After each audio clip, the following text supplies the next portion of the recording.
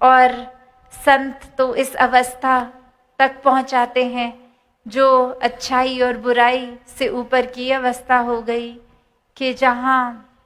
एक डूअर ही, एक कर्म अगर हम सोच रहे हैं कि हम कर रहे हैं, तो फिर तो हम अपनी नीयत के हिसाब से कर लेते हैं कि आज दिमाग में, मन में चतुराई है, आज अपना फ़ायदा निकालना है, तो फिर कुछ एक किसी की तारीफ लेनी है तो फिर ऐसे ही कर दिया कि देखो 10 लोग देख रहे हैं, अब मैं ये कोई अच्छा काम करके सबकी नज़र में कितना उठ जाऊंगा, तो अब ये ऐसे करके, और ये भाव आ गए डूअरशिप के कि कैसे हम ही करता धरता हैं, कितना फ़ायदा कर रहे हैं हर एक का। और वहीं दूसरी तरफ भी अगर ये बात आ गई कि अब हम चाहे मन में तो ये बात रख रहे हैं कि हमारी तारीफ हो, फिर भी एक सिर्फ बोलने के लिए एक भाषा में उस तरह से डालकर ही बोल दिया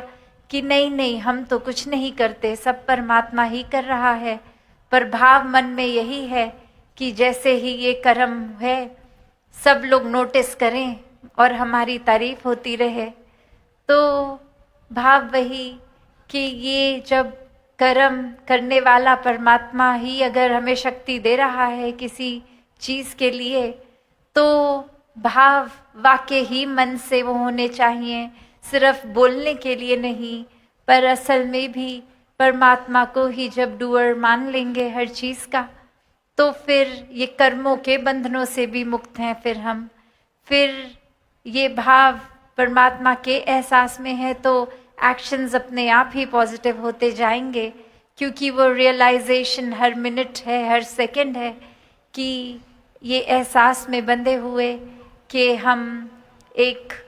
परमात्मा अंग संग है तो कुछ गलत हमने करना नहीं है, ये एहसास सिर्फ पॉजिटिविटी का ही रहता है। तो बात वही कि कैसे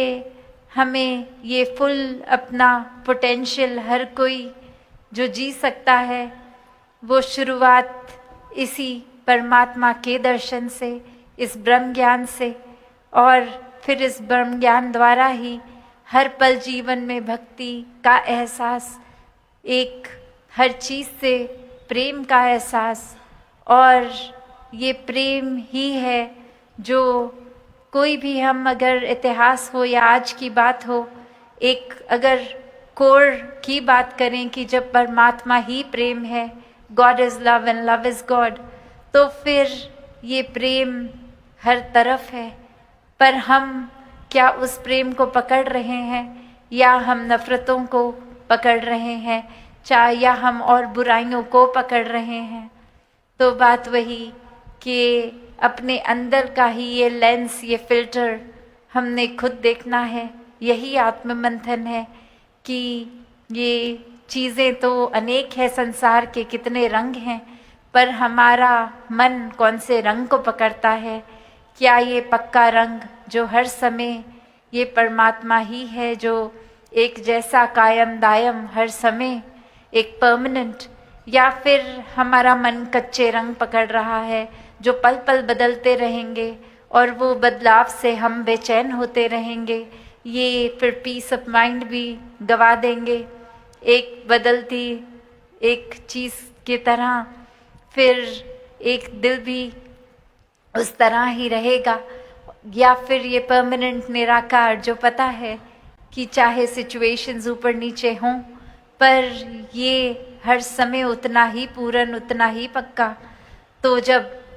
आधार हम किसी चीज़ का लेते हैं, जैसे तूफ़ान आता है जब, तो वो तूफ़ान में एक अक्सर कहा जाता है कि कोई ऐसी चीज़ जो ज़मीन से वेल रूटेड हो, उसका सहारा लोगे तो तूफ़ान में एक प्रोटेक्टेड रहोगे, वरना जो हल्की चीज़ें हैं, जिनकी जड़ें, जिनकी नींव मजबूत नहीं, वो उड़ जाती हैं। तो कैसे हम फिर अपने जीवन में जो मौसम पल पल बदलते हैं, उसमें हम ये आधार किसका ले रहे हैं? क्या हम फिर उसी तरह जो तूफ़ान में उड़ने वाली चीज़ें हैं उनको पकड़ेंगे तो वो चीज़ों के साथ हम ही एक अपना नुकसान कर देंगे, या फिर एक पक्की के संग करके पक्के के संग एक अपना वहाँ जुड़ाव बना लिया, जो फिर मौसमों के हिसाब से नहीं, ये हर समय स्थिर खुद भी और इसके साथ जुड़कर हमारा मन भी स्थिर। तो भाव वही जो हर संत ने हमेशा से समझाए कि इस परमात्मा को प्राप्त करके मन में हमेशा अपने मन का एक जैसा मौसम कर लें, वरना संसार के रंगों में रहेंगे तो पल पल मौसम बदलेंगे। तो यही भाव कि हर कोई अपना है, कोई बेगाना नहीं, एक दूसरे को एक मन से सत्कार देना है। हर किसी से बहुत कुछ है जो अच्छाइयाँ सीखी जा सकती हैं, पर अगर अपने मन में ही हम अहंकार रखेंगे तो फिर तो हमें लगेगा हमें ही इनसे बेहतर आता है, तो कुछ किसी से सीख भी नहीं पाएंगे और अपनी दशा और बदतर कर लेंगे। तो दातार इसी तरह हर एक पे कृपा करे कि ये जो सेवा सिमरन सत्संग की दात है वो हर किसी के मन में ये लगन लगी रहे कि हमें अपना, तो फिर ये संतमति से ही होगा। संतों की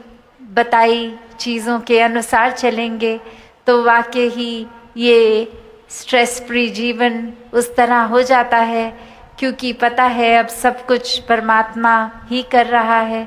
तो हमें बस इस फ्लो में बहना है। एक जो भी है बेहतरी के लिए है। एक हम अगर कुछ इच्छा रख भी रहे हैं तो वो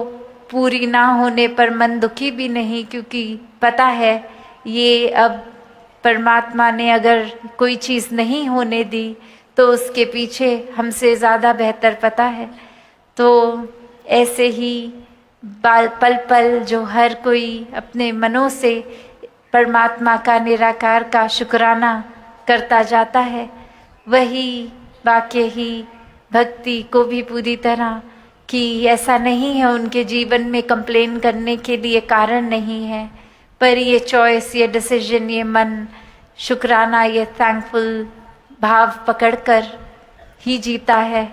और ऐसा ही जीवन हर किसी के हिस्से आए। साथ संगत जी प्यार से कहना, धन निरंकार जी।